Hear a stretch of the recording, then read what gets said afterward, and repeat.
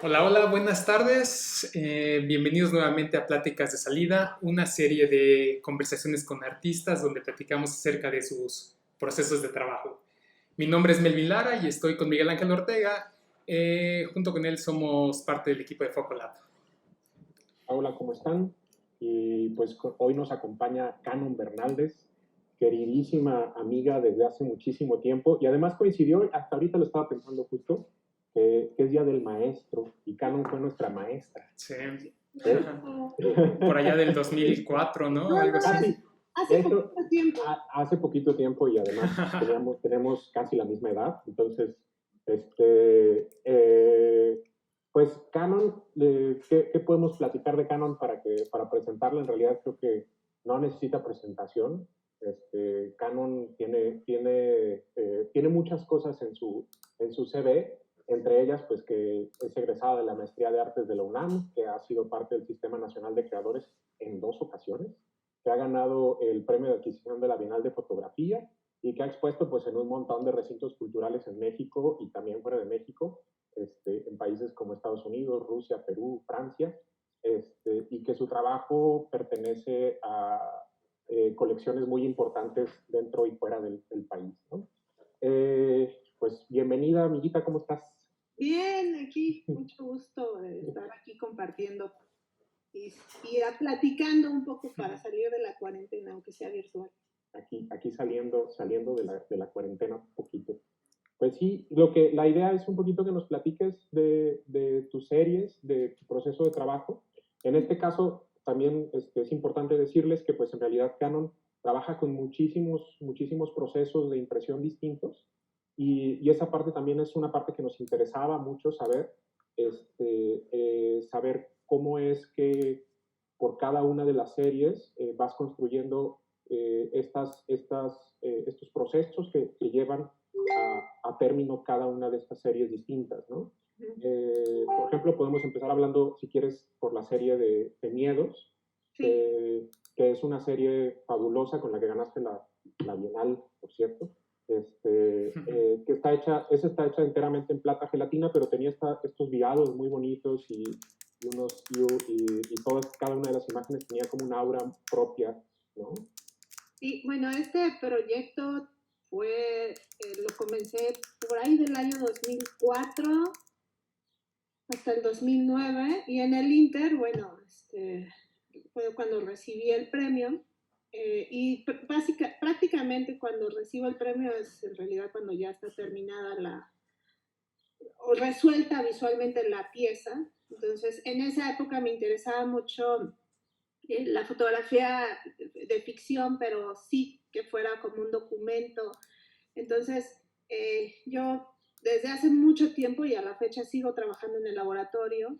Entonces, yo revelaba, yo imprimía y las copias que yo hice, se me ocurrió meterlas y virarlas al café. Probé muchos viradores, experimenté con muchos acabados y el que más me convenció fue el café y con esta después, bueno, vino toda la parte donde he ido aprendiendo con los años, resolver el montaje, el cómo se iba a ver al final. Entonces a mí lo que se me ocurrió fue hacer pequeñas impresiones antes de que yo haga una impresión final o decida cómo va a ser la imagen. Lo que yo hago son maquetas. Entonces, las maquetas tienen que ver hasta cómo, trato de hacerlas en tamaño real, hasta con fotocopias, para que me vaya dando una idea de cómo es la salida, cómo puedo ir visualizándola. Y en este caso, bueno, había hecho ya pruebas y al final me quedé con unas impresiones muy pequeñas, de más o menos 10 por 10 centímetros, y dejé un gran espacio de la María Luisa, de tal manera que se pudiera acercar el espectador y como una ventana. Y como me interesaba que parecieran fotos antiguas, busqué marcos que fueran antiguos y al final se logró una muy buena pieza, el resultado fue muy bueno y bueno, fue con lo que gané. Sí, recuerdo estos marcos que eran como muy gruesos, ¿no? Color chocolate y un poco como abigarrados, que eran muy bonitos porque eran muy pesados, o sea, visualmente eran pesados, pero de alguna manera servían para separar todo lo demás de la pieza. Es decir, es como si de pronto desapareciera todo lo demás y necesitaras pasar esta muralla que era como el marco, que es una cosa gruesa, para entrar a la María Luisa y para luego ver la fotografía, ¿no? Era Sí, como si fueras por etapas, ¿no? al final la pieza medía 50 centímetros por 50, pero en realidad la foto eran 10 centímetros, pero era toda la pieza. O sea, o sea, lo resolví muy bien y la verdad, hubo gente que me estuvo ayudando, gente que me estuvo asesorando, porque en un principio, pues, como todos, vas aprendiendo, no tienes mucha información, no sabes. Entonces, es mucho yo siempre digo que de la vista nace el amor. Entonces, es mucho de ver, ¿no? Ver hasta con qué marco iba, tenía que ver hasta el tono de la María Luisa, ¿no? Era una María Luisa, todavía recuerdo el nombre, blanco antiguo, o sea, no era cualquier María Luisa, era un corte a 45, o sea, era todo, cada detalle estaba cuidado. Oye, ¿y esa vez fue la primera vez que participaste en la Bienal? ¿Ya habías sido elegida en alguna Bienal anterior o...? Pues recuerdo que creo que había metido no sé si la pasada o la antepasada, pero no me habían seleccionado y fue hasta esa vez. Eso fue en el 2006. O sea, te seleccionaron y ganaste. Sí. Wow. Y cuando metiste esa pieza, porque también hay una cosa, no sé, yo recuerdo, en ese momento ya te conocía y me acuerdo mucho como de este proceso en el que ya estabas como haciendo materializando esa pieza y me acuerdo que había como una especie de seguridad de que esta pieza era la pieza, es decir, había como si hubieras encontrado cuál era el resultado final y como dices, ya una vez que la veías en pared, tenía mucho sentido, ¿no? Pero pensando como por el tipo de fotografía que hacías, que era un poquito fotografía construida, una especie de pequeñas ficciones, el pensar en una María Luisa y el marco grueso, así, a lo mejor tal vez no era la primera, es decir, tal vez no era la primera elección. ¿Con esa misma pieza probaste otras opciones y estuviste viendo como otros marcos o algo así? Sí, o sea, hubo un momento en que las imprimí de 1 metro por 1 metro, yo en mi laboratorio. Porque no se me ocurrió la fotocopia, porque andaba de loca con el laboratorio, pero sí, las hice de todos los tamaños, de 40 por 40, de 1 metro por 1 metro, de 80 por 80, o sea, todo. Y al final, pues la misma pieza, la misma serie, te va diciendo cómo tiene que ir saliendo. En realidad no hay fórmula, es mucho de prueba y error, prueba y error. Y en el prueba y error, pues te puedes gastar mucho dinero también. Pues, de repente tienes que ser muy práctico, ¿no? Porque las salidas tienen que ser lo más efectivas. Y no, o sea, sabes, bueno, pues no tenía la experiencia que tengo ahorita, pero ya no imprimo así a lo loco. O sea, lo que sí hago es, literal, voy a un centro de copiado donde hagan, si la quiero grande, donde hagan grandes formatos y es como voy resolviendo. Claro. Para poder visualizar en pared, digamos, estas imágenes, ¿no? Sí, lo que voy necesitando, sí. Claro. Por ejemplo, de esta serie brincaste a una serie que es, pues creo que diametralmente opuesta, que es la de Cuando el Diablo anda suelto, ¿no?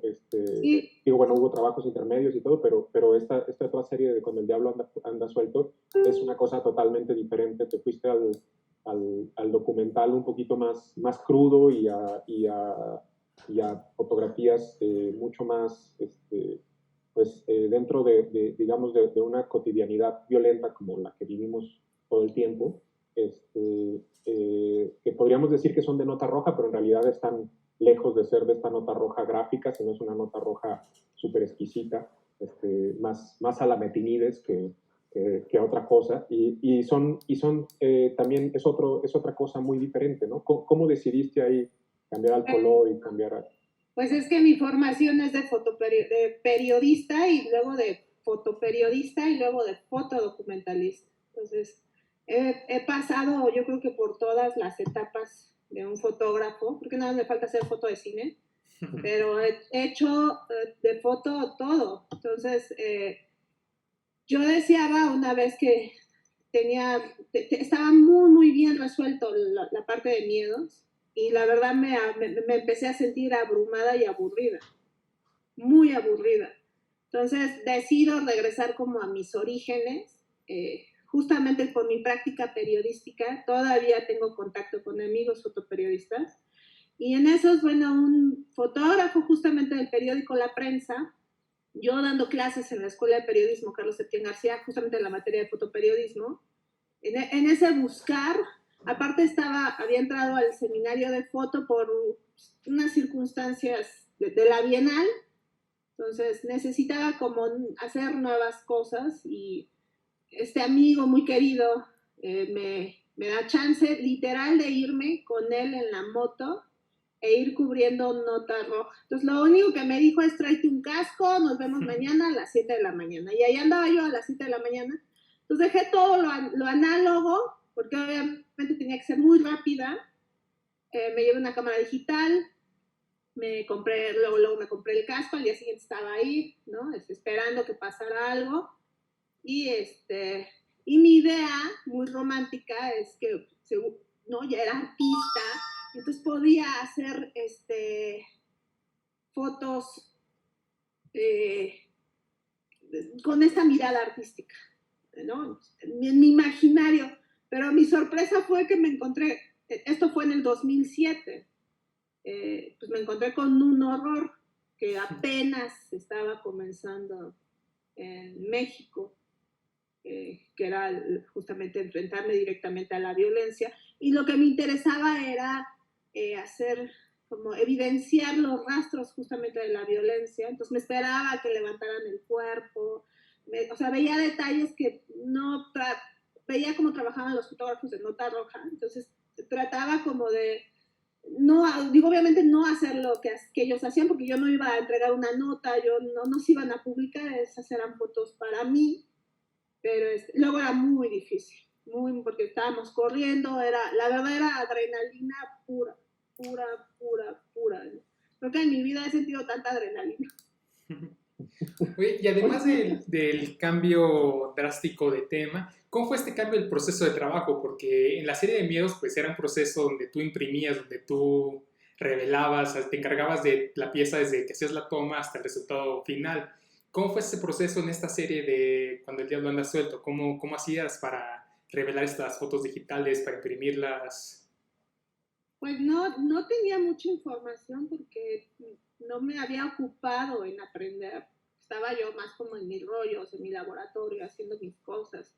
Tuve que ir aprendiendo y tuve que enfrentarme a esta parte digital que a la fecha no soy muy fan, no me gusta. No es una cuestión de resistencia ni de técnicas simplemente a mí no me gusta. No me gusta ni siquiera estar sentada en la computadora trabajando. Pero, o sea, tenía que responder a la necesidad del mismo formato. Y en este caso tenía que ser muy rápida. Entonces no podía sacar, porque trabajaba yo con Hasselblad o Holga, entonces no podía sacar mi cámara. Y habían veces en que estábamos a distancias muy lejanas del hecho de lo que estaba sucediendo. Entonces tenía que ir resolviendo visualmente y tenía que ser muy rápida, pero extremadamente rápida. Entonces, toda mi formación, toda mi práctica periodística, creo que la pude resolver con El Diablo. O sea, esta combinación que era un poco la idea, hacer esto, combinar pues lo siniestro, lo trágico con la muerte, pero al mismo tiempo que se vea bien, que visualmente no pegara tanto al espectador, porque finalmente parte de todo, yo creo que donde realmente tengo mucha conciencia del espectador es a partir de miedos. Entiendo que el 50% de la chamba yo la hago y el otro 50% la hace el espectador. Entonces siempre pensando en que las imágenes fueran lo más digeribles posible y hablar de la violencia. Claro. ¿Y nunca te pasó así por la cabeza de voy a repetir la fórmula de miedos porque esa ya ganó, ya funcionó? No, me aburría mucho. No, y a la fecha resuelvo proyectos.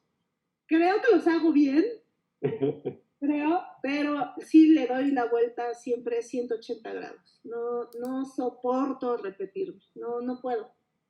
No puedo, simplemente no puedo. Por eso yo creo que si uno revisa mi trabajo, hay de todo un poco, ¿no? Porque he hecho técnicas del siglo XIX, he hecho esta parte como de fotoperiodista, he hecho también lo de trabajar con formatos análogos. Por ejemplo, ahorita me estoy enfocando y haciendo toda una investigación para seguir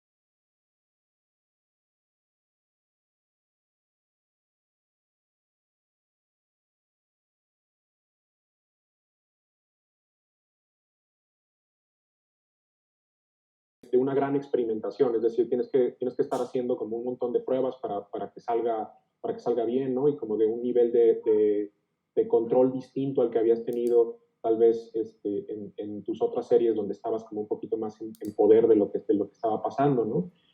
Pero me gusta mucho como estas cosas que haces, que empezaste a hacer como estas composiciones con varias imágenes, con distintos procesos, ¿no?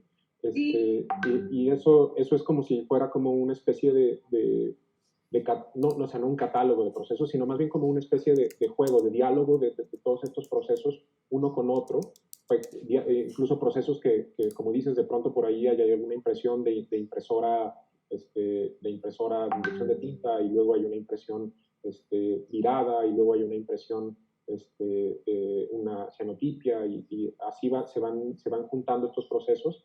Y un poquito cómo decides qué procesos vas a incluir y cómo vas formando estas piezas múltiples. Pues, o sea, comencé después de lo del diablo, decidí regresar a mi estudio, dije ya es mucha acción, y empecé a trabajar armando maquetas y haciendo colodiones, porque justamente botánica, y bueno, detrás de cada proyecto sí hay un proceso de investigación. Botánica me imaginaba que era una fotógrafa de estas viajeras del siglo XIX, donde hacía estas expediciones y fotografiaba plantas y tenía justamente sus bitácoras.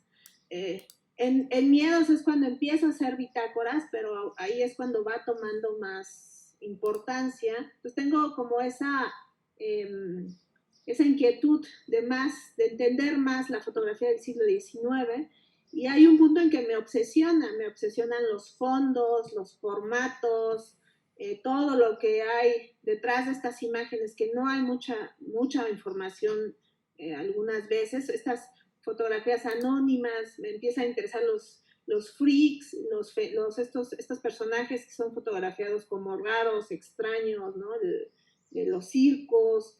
Entonces, todo lo terrorífico y lo siniestro de esa época me empieza a llamar la atención, y me interesaba armar una nueva propuesta visual, y estudio mucho las composiciones, las técnicas.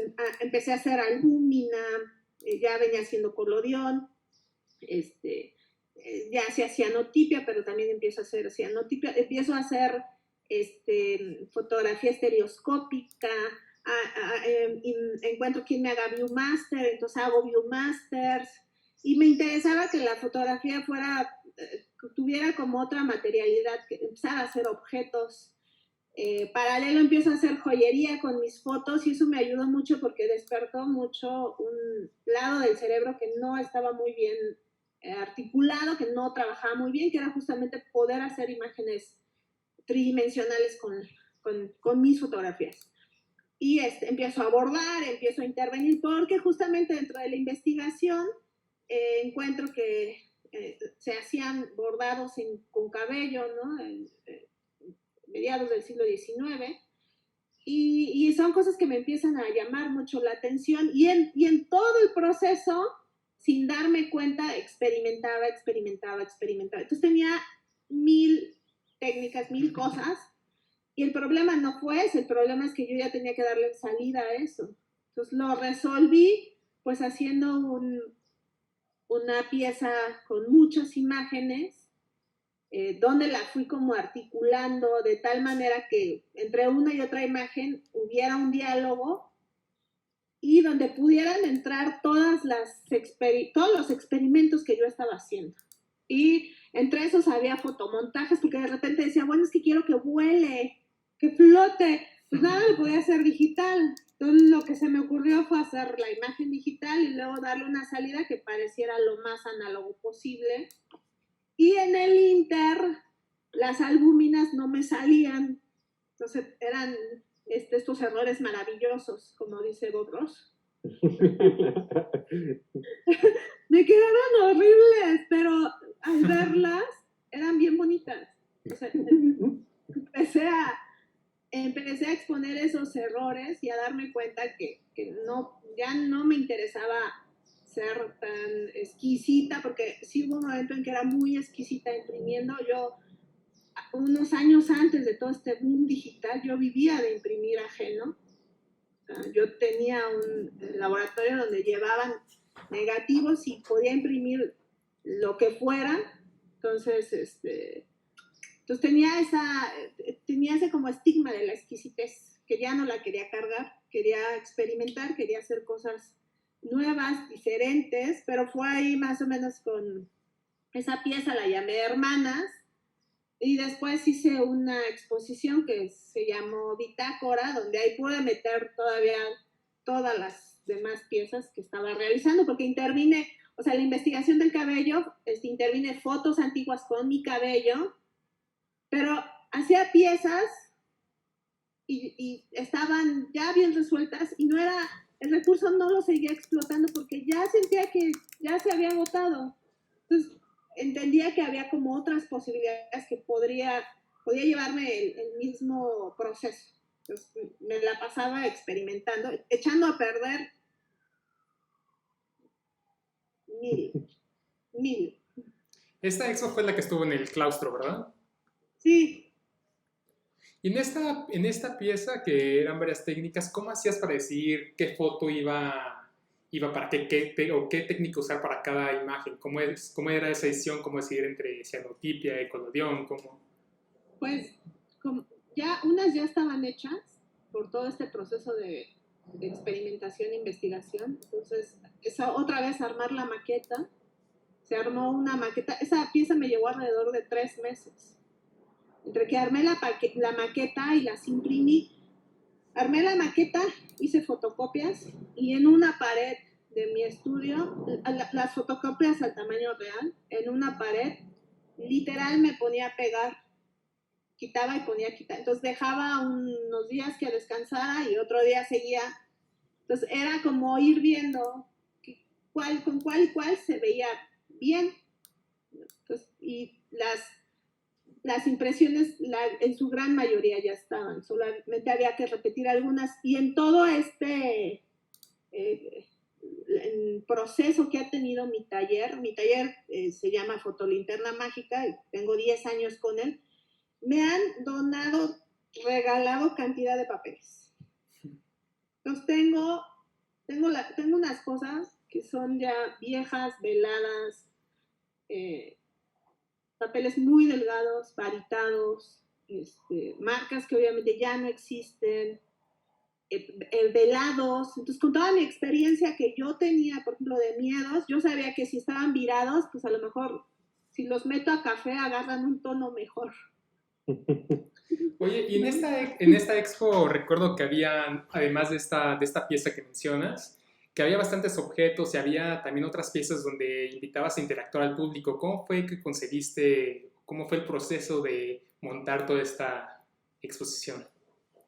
Pues los objetos estaban.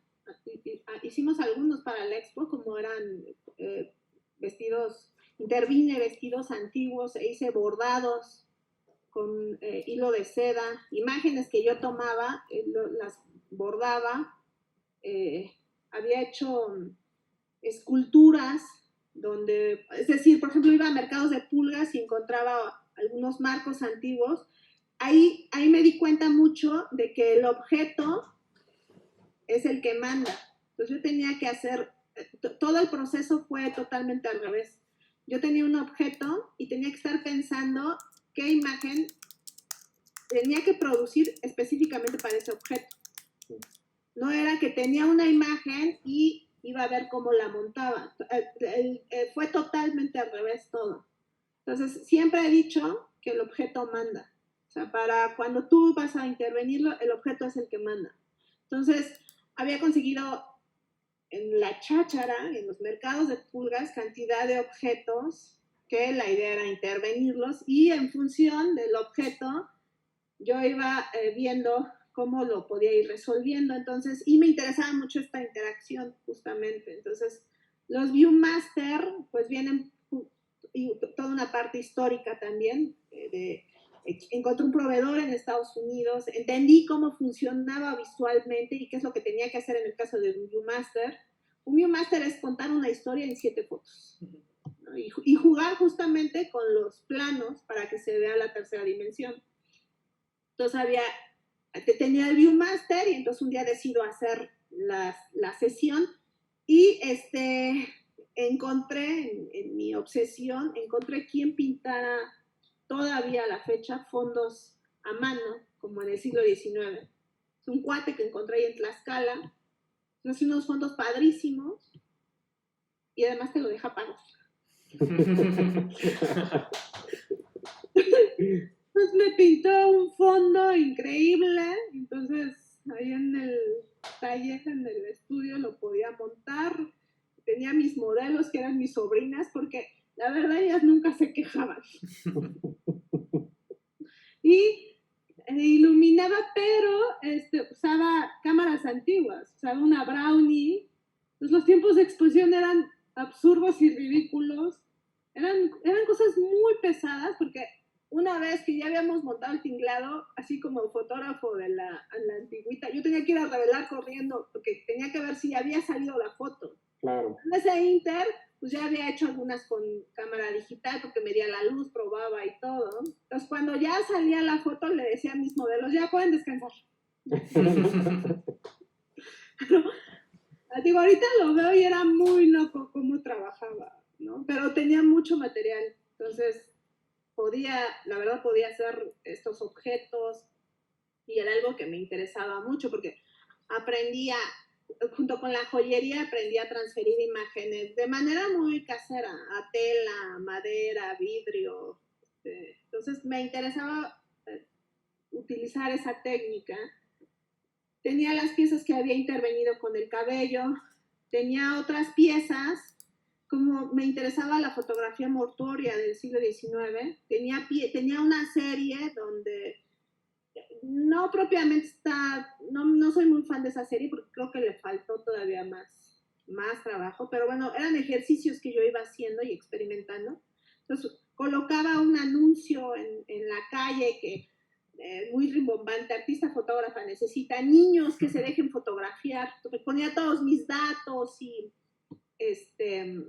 le pedía a una asistente que me ayudara a conseguir a los niños y entonces la verdad lo pegábamos en lugares donde veíamos que la gente podía necesitar el recurso porque les pagaba. Entonces, y el único requisito era que el niño tenía que estar dormido. Entonces, en todas las sesiones, las fotos, era muy interesante porque las fotos, la verdad, estaban muy feas, pero estaban feísimas. Pero lo más padre era lo que pasaba detrás de cámara. Entonces, y ahí es cuando empiezo yo a fotografiar. Entonces, la gente está muy desesperada tratando de que se duerma el niño, por ejemplo, porque pues iban por la lana, ¿no? Y aparte les pedía así como ciertas características, que fuera vestido de blanco, o sea, era muy mañosa en realidad. Y les hacía firmar un convenio de que las fotos eran mías una vez que terminara de tomar las imágenes. Una vez que el niño se dormía, le ponía florecitas alrededor. Entonces todo esto lo documentaba, ¿no? Y terminaba siendo muy siniestro y al mismo tiempo muy violento, porque me interesaba justamente hablar de la violencia. Tanto la violencia que uno puede ejercer como fotógrafo, y en este caso era la violencia que yo ejercía, ante la violencia que, por ejemplo, dos hermanas hacían, ¿no? Entonces veía, en el caso de mis sobrinas, veía, pues, digo, entre broma y broma, o jugando y todo, pero sí había una cierta violencia, o si no, yo evidenciaba o inventaba otras violencias, y esta parte como de los frikis, ¿no? De las fotos del siglo XIX que son muy llamativas, pero también muy violentas, porque era fotografiar al otro, y el otro era el extraño, el monstruo, cuando en realidad el que está fotografiando es el monstruo, ¿no? Hay historias, por ejemplo, hay de una mujer que se llama Julia Pastrana, que tenía una enfermedad que era toda peluda, y la mujer, una vez que fallece, todavía la embalsaman y la siguen exhibiendo. Entonces hay historias violentísimas de estos personajes, ¿no? Donde no nada más es lo que uno está viendo, sino justamente toda la historia que hay detrás y lo violento que puede ser. Y algo que me interesa de los temas que he estado trabajando es justamente hablar y reflexionar en torno a la violencia. Pero siempre es como muy sutil, hay una línea muy frágil, ¿no? Me encanta que no la vean en una primera instancia, pero al final ahí está el monstruo, ¿no? Claro. En Miedos está el monstruo, cuando el diablo anda suelto está el monstruo, en Botánica está un monstruo, ¿no? Y es un monstruo de todo un sistema, porque es una persona que está sola, ¿no? En este caso esta mujer del siglo XIX, y olvidada, porque finalmente los fotógrafos del siglo XIX, los viajeros, son los que se reconocen, no propiamente a las mujeres. Y así voy hablando muy sutilmente de la violencia.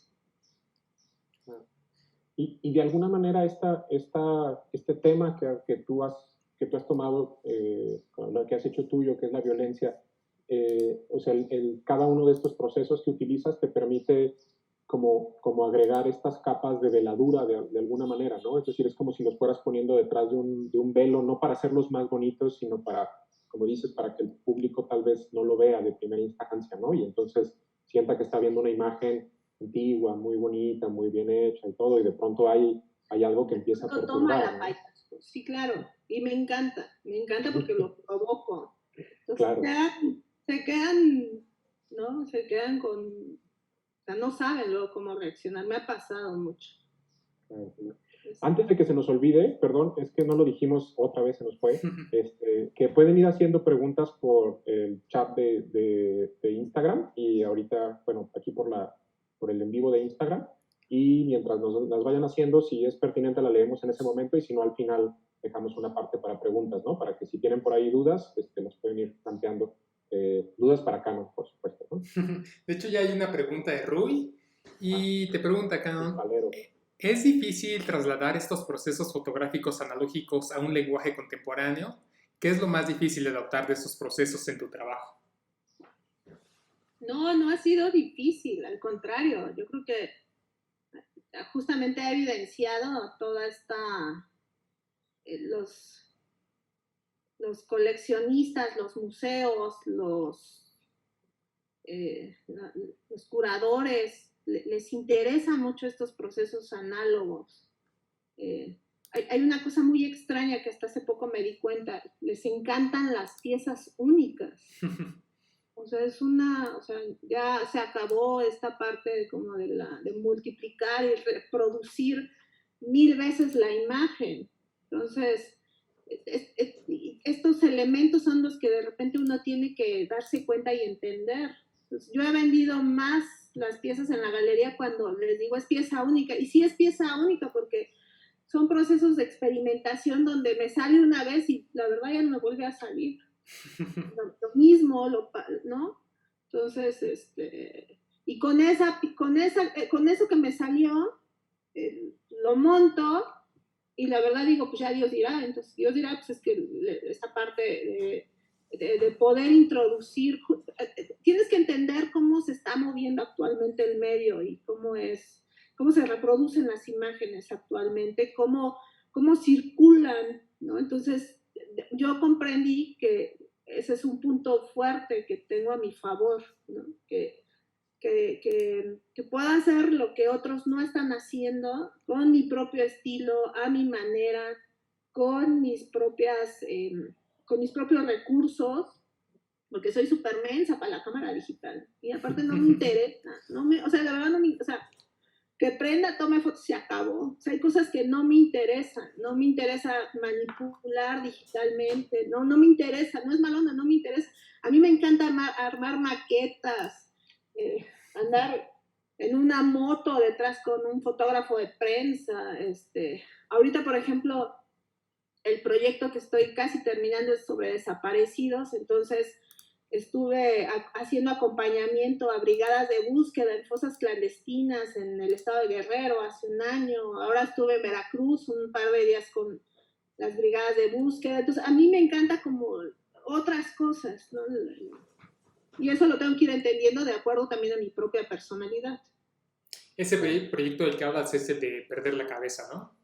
Es perder la cabeza y el azul. Okay. Es un proyecto sobre las personas desaparecidas. Y justo en este proyecto, a mí me parece bien interesante cómo digamos, más allá de recurrir a estos procesos alternativos para hacer una veladura, hay algo que más bien no es que veles, sino que quitas, ¿no? O sea, hay una sensación como de estos borrados que hiciste sobre las imágenes de estudio, las imágenes recuperadas de estudio, o estas roturas que hiciste sobre un retrato para después volver a unirlo y que se elimine el rostro, donde hay un gesto que de entrada tampoco se entiende como violento, o no a primera vista, pues, ¿no? Pero que ya dentro de un contexto, y más por los textos de Sala y lo que explicas posteriormente, hay justamente otra vez este monstruo que está escondido, ¿no? Detrás de esa veladura. Sí, en el caso del proyecto de los desaparecidos, fue todo un proyecto de investigación. Ahí otra vez regresé a mis orígenes de periodista, porque contacté a organizaciones, grupos de derechos humanos, colegas periodistas, bueno, no colegas porque no estoy haciendo periodismo, pero amigos periodistas o fotoperiodistas, ¿qué más? Víctimas, personas que han sido víctimas de secuestro, y organizaciones y familiares que buscan fosas clandestinas. Entonces, hice todo un proyecto de investigación donde tenía que entender qué estaba pasando para yo poder hacer y producir la obra. No tenía idea del horror de lo que estaba sucediendo, no tenía ni la más remota idea. Entonces, cuando entro, empiezo a ver mucho dolor, ¿no? Mucha tragedia. Y tenía que ir desmenuzando toda la información que yo tenía. Seguía trabajando yo trabajo mucho con bitácoras, es decir, anoto, escribo. Obviamente busqué muchas referencias, vi toda la información que de repente estaba como a mi alcance, que era por internet, a lo mejor una obra de teatro, etc. Y empiezo a ir a marchas con ellos, me empiezan a conocer. Y algo muy interesante, bueno, algo muy importante en todo este tema de los desaparecidos es que, por ejemplo, yo no podía desaparecer a las personas que ya estaban desaparecidas. Yo tenía, y la labor que hago, y siempre lo he dicho y siempre lo voy a hacer, yo tengo que visibilizar los casos, visibilizar lo que está pasando en específicamente este tema, pero sí podía desaparecer a otras personas. Entonces le pedí a amigos que me dejaran fotografiarlos para hacerles como fotografías de estudio, de retrato. Fui con un fotógrafo que toda mi vida me tomó fotos infantiles, me explicó cómo trabajaba, cómo era el proceso, para entender un poco cómo era la foto de identificación. Y la foto de identificación es cuando el Estado te reconoce justamente como un ciudadano, obviamente con derechos, con obligaciones, pero resulta que en la investigación también descubrí que es el mismo Estado el que vuelve a desaparecer a estas personas, porque obviamente no tienen las cifras, esconden información, no hay fiscalías, no hay un seguimiento de los casos, no los buscan, las familias tienen que salir a buscarlos. Entonces, en todo esta historia tan compleja de los desaparecidos, el Estado tiene mucho que ver. Entonces, cuando yo empiezo a entender justamente esto, yo tenía que hablar de esto, entonces se me ocurrió justamente resolverlo con una foto de identificación. Entonces, también me puse a investigar qué era la foto de identificación y romperla también era un acto violento que, bueno, esa la imprimimos ahí en Focolab, entonces te acuerdas que estaba como, no lo hagas. No, porque me daba mucho miedo, porque yo había hecho fotos chiquitas, sí la había hecho en grande, igual con mi fotocopia acá, pero ya el acto fue imprimirla y romperla, entonces sí fue, digo, ya estaba asustada. Tenía espanto. Y, bueno, y luego hice otra pieza, porque ya, o sea, ya había decidido que ya no hacía series como tal, sino piezas. Como seguía experimentando con distintas técnicas, empecé a hacer cianotipias en papeles muy delgados, y la cianotipia, pues esa serie la nombré El Azul por un líder del cártel del Golfo, que fue fundador, el cártel de Sinaloa, que fue fundador, que se llama Javier Esparragosa, que justamente le llaman El Azul. Claro, y ahí esta cosa de la transparencia, de la delgadez de los papeles, ¿a qué remite o por qué decidir utilizar estos papeles tan delgados? Porque es un tema muy frágil, es un tema muy delicado, pero las imágenes que están en esos papeles son muy fuertes. Entonces, otra vez recurrí a mis fuentes antiguas, entonces tengo imágenes donde, bueno, y sucedió otra cosa. En todo este proceso, pues los mismos grupos me fueron conociendo porque a mí se me ocurrió como un acto muy... Los grupos de buscadoras, ¿no? Sí, muy simbólico. Hay que aclarar. Es que hicieran un dije con toda esta técnica de joyería que yo tengo de su familiar desaparecido. Entonces empezó a circular la información de que había una persona que les enseñaba a hacer los dijes. Entonces ya me conocían, me empezaron a incluir a algunos grupos de WhatsApp. Tienen una red donde se comparten imágenes e información, y pues había muchas fotos. Yo tenía acceso, y a la fecha lo tengo acceso de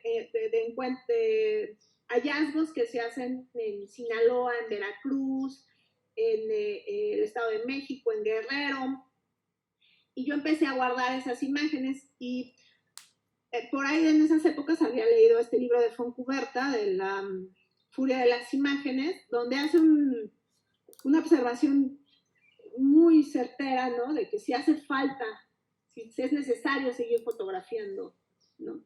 Cuando ya están ahí, o sea, estaban esas imágenes a mi alcance, puedo decir que tenía acceso a ellas, que las podía usar, pero ahí decidí que no era necesario que yo me fuera a búsqueda a todos los estados, sino que yo pudiera emular esas imágenes en mi taller. Entonces, por cuestiones extrañas, un día tuve una osamenta,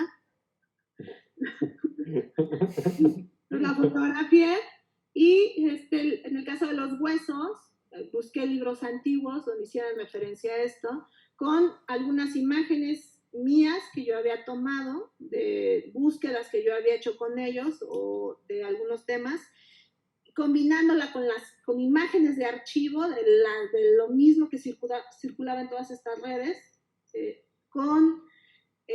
y bueno, por ejemplo, eran hombres, porque me interesaba justamente hablar de la fragilidad masculina, porque en la investigación son más hombres que desaparecen que mujeres. Las mujeres es otro tema que justamente voy a empezar a trabajar, pero los hombres, las desapariciones, es algo algo que me interesaba hablar, y de la fragilidad justamente del tema masculino, de este tema que es súper delicado, ¿no? Es transparente porque como una fosa, cuando vas buscando, vas encontrando qué hay debajo. Entonces las imágenes se van sobreponiendo y entre cada papel pues alcanzas a ver la transparencia de lo que estás pasando abajo. Entonces medio las encimo, ¿no? Armo mosaicos, armo piezas únicas, y son lo más delgado que encontré fue los sobres de hojas de té. Entonces imprimo, ¿no? Y son manchas azules, porque ni siquiera ya muchas veces no son los cuadrados, me interesaba que fueran la mancha, como si fuera sangre, pero justamente todo haciendo referencia a la cianotipia, al color azul, y siempre remontándonos pues a este personaje. Claro. Y esta pieza, recuerdo, bueno, cuando te ayudamos a hacer una en el estudio para la exposición que tuviste con Patricia Conte, donde todo es muy frágil, es decir, como dices, sí hay una fragilidad en cuanto a los mismos papeles, pero el mismo montaje, o sea, necesitabas que fuera de una fragilidad de que no se viera, que no hubiera. Me acuerdo que sugeríamos usar alfileres, pero que alfileres era demasiado pesado, o sea, como una cosa de que solamente está ahí superpuesto, pareciera, pero que te da una sensación de que le puedes soplar y todo vuela y desaparece, ¿no? O sea, sí, que flotara, que se viera frágil, pero al mismo tiempo todo era frágil para montar. Porque había cosas que resolver, algunas piezas viajaban, se iban a París foto, entonces de repente no podían ir con vidrio, entonces era el acrílico, entonces el acrílico chupaba el papel, o sea, se le pegaba, se podía romper, porque si era de mírame y no me toques, no se tenía que ver el pegamento, o sea, sí había mucho, o sea, había que resolver muchas cosas del montaje. claro. Y ya pensando, además de esta parte, digamos, evidentemente de la materialización de tus proyectos en las fotografías en sí y esta creación de múltiples, ¿no? Y su posterior enmarcado o puesta en pieza, digamos, cuando las pones en pared también siempre hay como una cosa importante, por lo menos en la exposición de Bitácora siempre había esta cosa muy teatral con las luces, ¿no? De cómo juegas un poco. Y en la exposición, esta última con Patricia Conde, donde estaba expuesto lo del azul, estaban también esta otra pieza que es maravillosa, que son unas cajitas, ¿no? de nogal, donde hay una fotografía adentro. Y cuéntanos un poquito qué pasa. Por ahí tenemos un videíto, me parece. Bueno, a ver si lo podemos ver. estas piezas, igual hice una maqueta, y ya que tenía la maqueta fue así como, ¿y quién las hace? ¿Y llora? ¿No? Esos son unos juegos ópticos de mi alegría, porque también, bueno, del proyecto, paralelo al proyecto, a mí me interesaba cuestionar lo que entendemos como fotografía, que por ejemplo, definiciones como la luz, la memoria, la huella, ¿no? La materialidad, todo eso a mí me interesaba estarlo cuestionando en las piezas. Y en el caso de esta caja, primero la hice de cartón, ¿no? Le pedí permiso a las familias que me dejaran usar el retrato del desaparecido para justamente visualizarlo. Ahí sí era visualizarlo. Y también en la investigación decían las familias que están como viviendo con un fantasma, porque la persona no se ha ido totalmente, pero no está ahí. Entonces era esta imagen como fantasmagórica por medio de un holograma con un juego óptico literal de Marca Mi Alegría, ¿no? Colocando la foto, logro que se vea en tercera dimensión como un fantasma. Y cuando voy con ustedes, ahí fue decir que me salvaron la vida, porque yo me imaginaba una caja como de estas cajas donde te entregan las cenizas, o sea, algo muy elegante, muy fino, pero estaba como también, esta parte también inocente como del juego dentro, pero que no se viera, pero se veía la imagen fantasmagórica, pero era el retrato de una persona, pero... Y bueno, se resolvió bastante bien, entonces es una pieza que exhibí algunas ahí en la galería, pero creo que falta todavía resolver el montaje final, justamente lo que decías, ¿no? Que es todo un trabajo, no nada más es, ya no es nada más producirla, ya nada más es como resolver el montaje, sino ahora cómo va la puesta, toda la propuesta museográfica. Entonces, y es otra vez, al final es todo un trabajo de equipo esto, o sea, las últimas piezas que yo monté, que presenté ahí en la galería, fue porque ustedes me ayudaron, porque la verdad, o sea, a lo mejor yo hubiera ido a la lagunilla. No. Y a lo mejor hubiera estado bien. Pero no, me han hecho mi cajita de novio. Hubiera sido de peltre o de caja de guapal. Pero es un trabajo de equipo. O sea, no, ya creo que ya no puedes andar solo, sino tienes el que imprime, pero también el que monta, pero también el que monta en la galería o en el espacio. Pues es un trabajo de todos. Porque no, o sea, hay momentos en que ya no piensa uno, la verdad. ¿No? Porque resolviste la pieza, pero bien ahora hasta puedes tener una imaginación. En el caso, por ejemplo, del perder la cabeza, yo quería que se viera justamente el corte. Primero lo corté, lo rasgué, luego lo hice con cúter, porque dije, ay, no creo que se ve mejor con cúter. Luego me dijiste, no, sí hay que cortarle. Y yo, bueno, hay que cortarle, entonces la cortamos. Y luego cómo se tenía que ver justamente otra vez como que flotara, ¿no? Y tenía que ver hasta la sugerencia de que fue muy acertada del vidrio Ultra. ¿no? Para ese tamaño tan grande. Claro. Oye, hay una pregunta en el chat, pregunta Guillermo Eduardo. Si a partir del aislamiento has cambiado algo en tu forma de trabajo. El trabajo de desaparecidos ha sido mucho de salir y estar con familias y buscadoras. ¿Ahora en el encierro planeas un nuevo proyecto? Sí, ya había, el proyecto de desaparecidos, podría decir, como lo he dicho antes, se agota visualmente.